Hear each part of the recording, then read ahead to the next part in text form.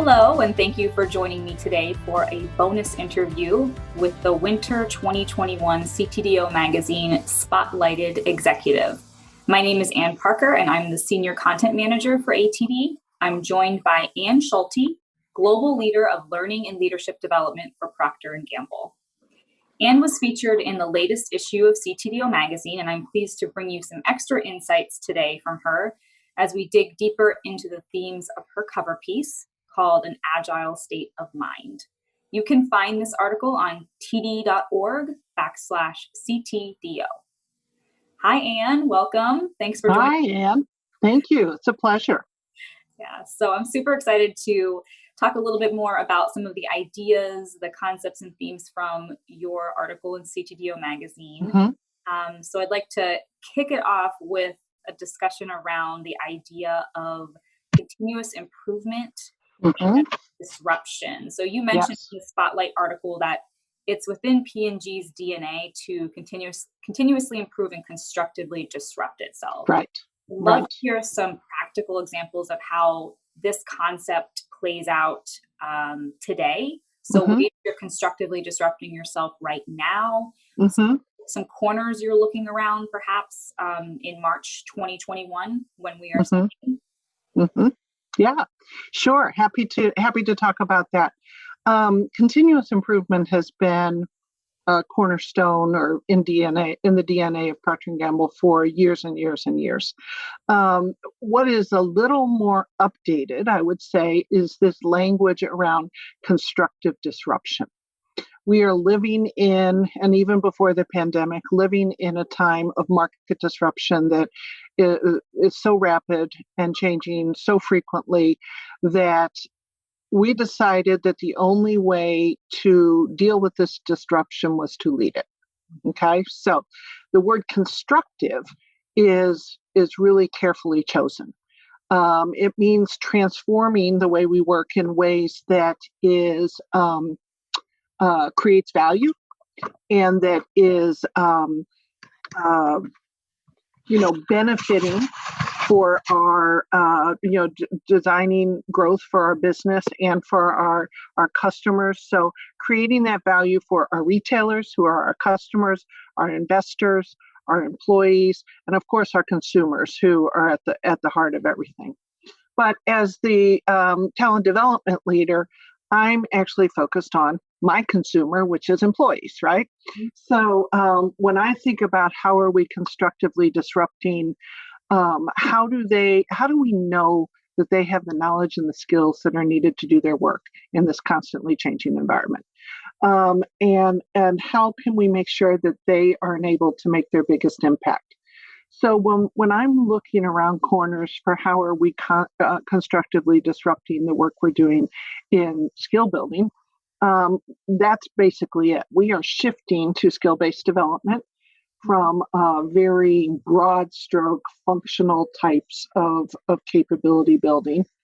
And then in a learning environment, we're looking at what are the resources, what are the techniques, what are the systems that we need to design and deliver learning systems that are adaptive, that are navigable, that are personalized. And a lot of what we've done for many, many years was one size fits all.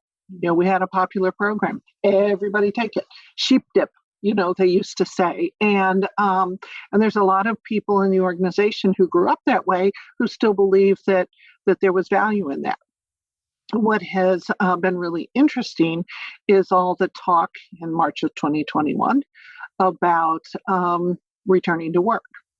And what's that going to look like? And at P&G, it's going to be a hybrid. We're designing new ways of working that bring forward the best of what we've learned about our capabilities and what we can do in the pandemic with technologies, and where can we come together in different ways versus what have we been missing and what do we need to want to reinstate that will come together in a face-to-face environment. So what has this done? It's created a lot of opportunity for even things like what is the leadership skill of hybrid team management? How do you manage a team when some of them are virtual? Some of them are in an office. How do you set goals and measure progress when they're in different groups? And how do you decide to the team? I think we've always been rather a flexible work environment, but it would be Mary needs Tuesdays off, Gary works at home on Fridays, to, what does the team need? What does the team need to deliver our goals? And how are we going to decide the hybrid work arrangements that work for this team and the team, that not the whole organization, not 100,000 people, this team and what we have to deliver. So that manager has to know when there's the potential for a face-to-face come together, what's its best use? Is it for relationship building? Is it for innovation or collaboration? And we know that, if we look at learning, we've got a lot of research, and I've talked to people at other companies about this, most recently GE and Boeing and 3M and a couple others, that people kind of are, when we don't love Zoom all the time, and we're getting screen fatigue, et cetera, we also, our bodies are appreciating not being on planes for, 4 days a week or what have you. And so the assumption that we're all going back to everything face-to-face as soon as we can, I think we've realized, no, we can do some of this.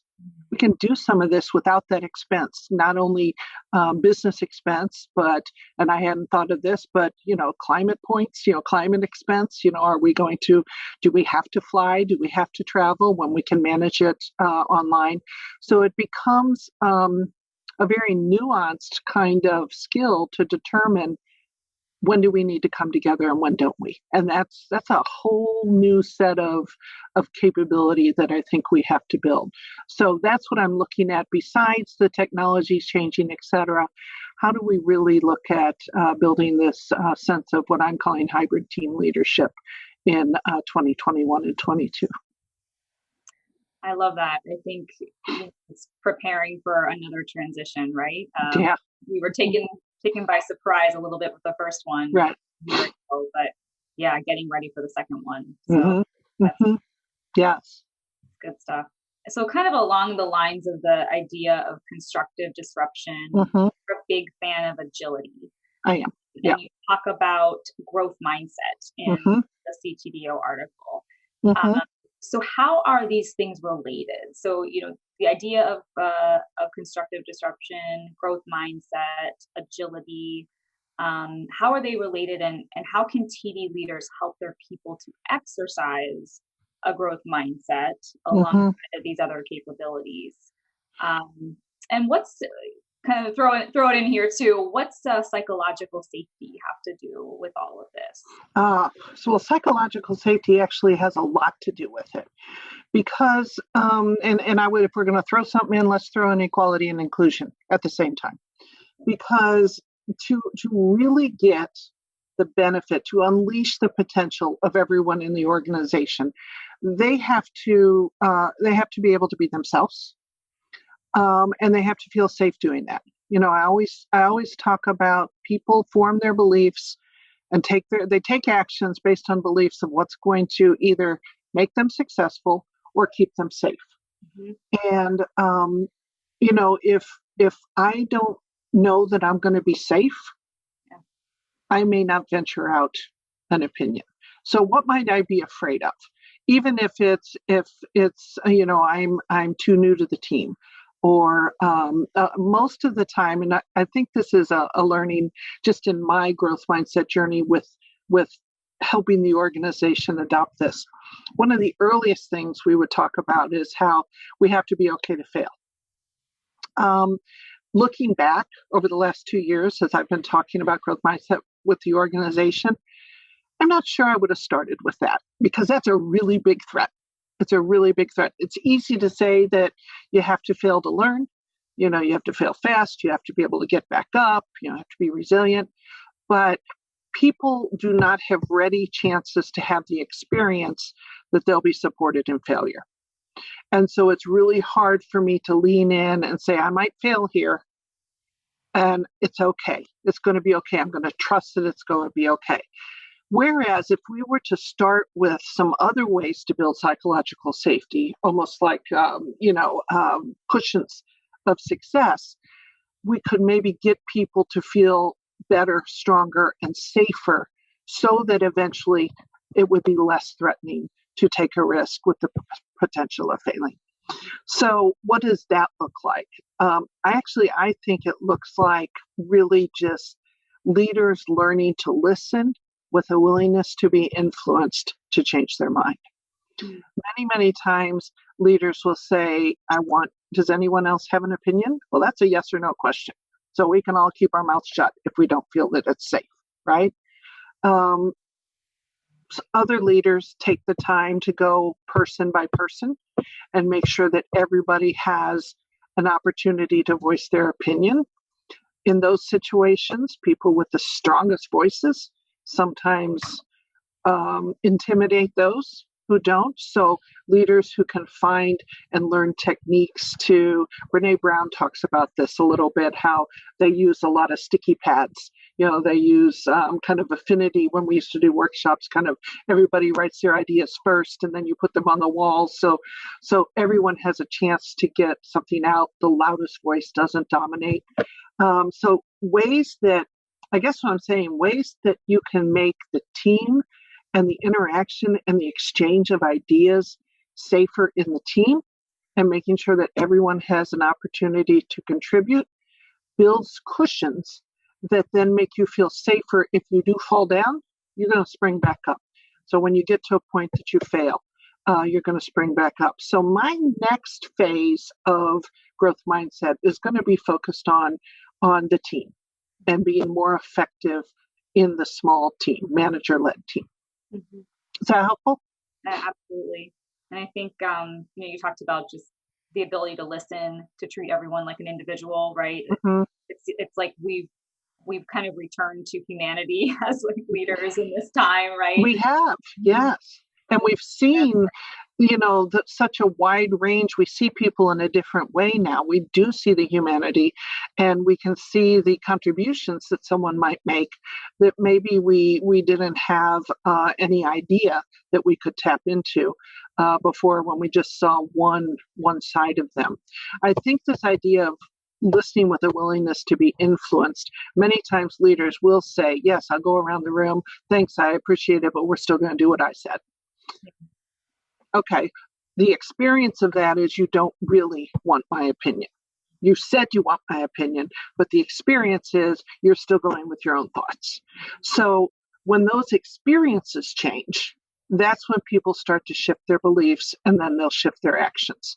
So what the people need to see you do is hear an opinion from someone other than the loudest person in the room, take it into consideration, perhaps influence your direction because of it, and let everybody see that. Well, thanks, Anne. I think we have time for one more question here, just kind of wrapping up the conversation. You ended the article, or the article ended rather, with a charge to readers, and quoting you, we have to find that sweet spot between what propels the organization forward and what provides rewarding careers for employees. Can you talk more about that, really about then what the purpose of an effective TD function is based on that chart? Yeah. Well, I don't have the answer, of course. It's just an ongoing problem to think about.